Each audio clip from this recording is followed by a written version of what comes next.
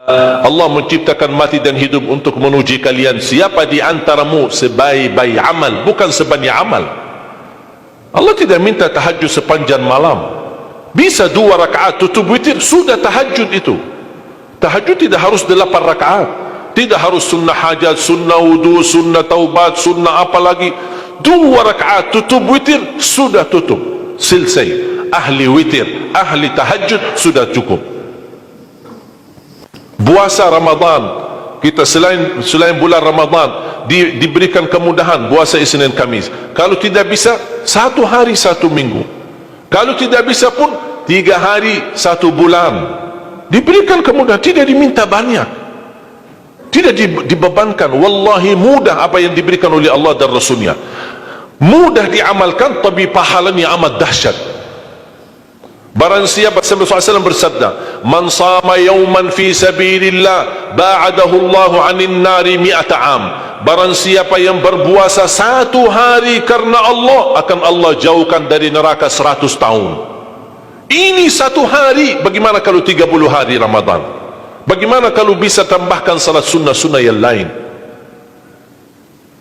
Salat duha, kesempatan, tidak harus 8 rakaat, tidak harus 6 rakaat, tidak harus 4 rakaat, 2 rakaat, dan tidak harus dibaca wasyamsi wa duhaha. Banyak jemaah curhat kepada saya, keluhannya apa? Saya tanya, saya ingin salat duha, tapi susah, saya tidak bisa hafal wasyamsi wa duhaha dan wadduha wal laili idza saja.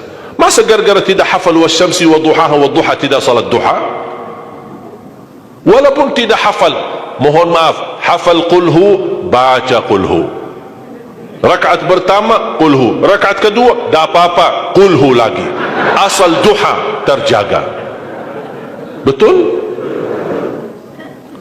Witir jangan lewat 1 malam tidak witir, walaupun tidak tahajud. Iman sah witir tambah tahajud, boleh witir walaupun tidak tahajud, boleh witir walaupun tidak salat malam. Saya punya kebiasaan, habis isya sunnah ba'diyah, habis itu 3 rakaat sunnah witir, 2 rakaat muqaddimah witir, salam, baru 1 rakaat witir, sudah selesai. Saya beraktivitas kembali, ada jadual, ada ini, apa kemana saya pulang ke rumah istirahat. Kalau saya bangun tahajud, saya bisa tahajud, belum azan subuh saya masih bisa laksanakan tahajud, tapi tidak boleh witir lagi karena sudah witir duluan, sudah selesai. Rasulullah SAW bersabda, inna allaha witir yuhibbul witir fa'autiru. Allah maha witir, Allah cinta witir, jagalah witir. Amirul Mu'minin Umar bin Khattab ketika ditanya, kenapa wahai Amirul Mu'minin suka witir sebelum tidur? Kata beliau, saya khawatir meninggal dunia dalam keadaan tidur belum witir. Salat witir, kalau tidak berkesempatan salat malam tidak apa-apa, tapi sudah namamu tertulis ahli witir. Kalau bapak-bapak, ibu-ibu yang sudah biasa bangun tengah malam, suka bangun tahajud, sudah terbiasa, tak apa-apa, boleh witir belakangan.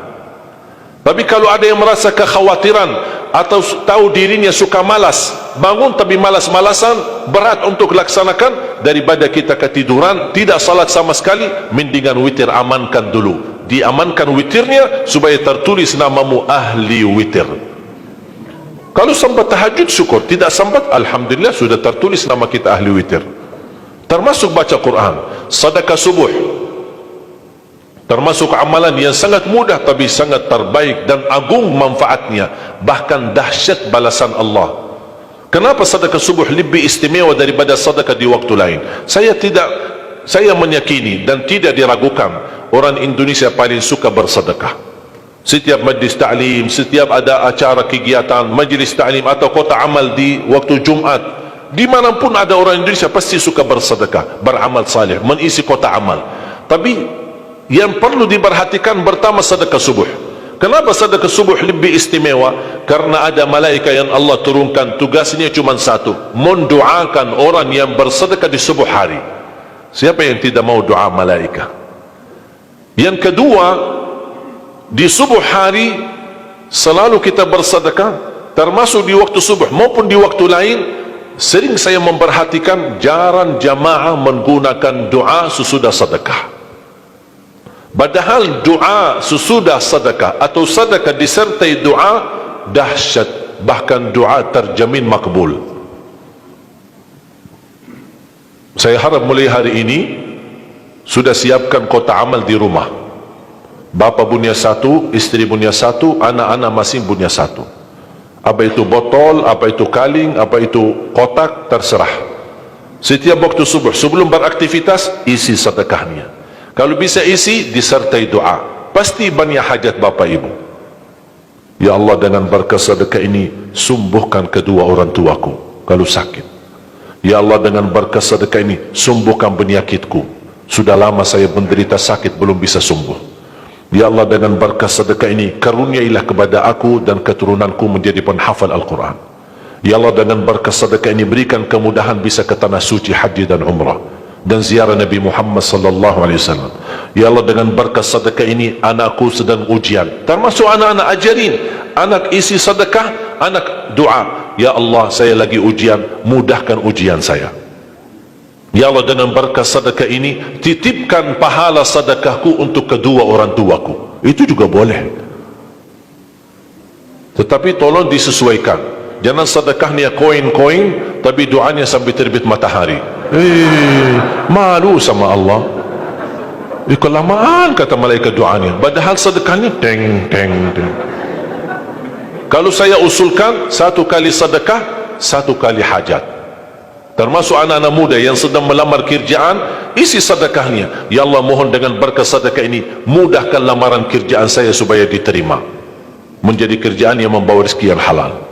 Termasuk jodoh, termasuk keluarga yang sudah lama menikah belum punya keturunan. Saya punya teman 17 tahun tidak punya keturunan. Dia menggunakan sedekah subuh sama istighfar, alhamdulillah 6 bulan kemudian beliau telefon saya, istrinya hamil.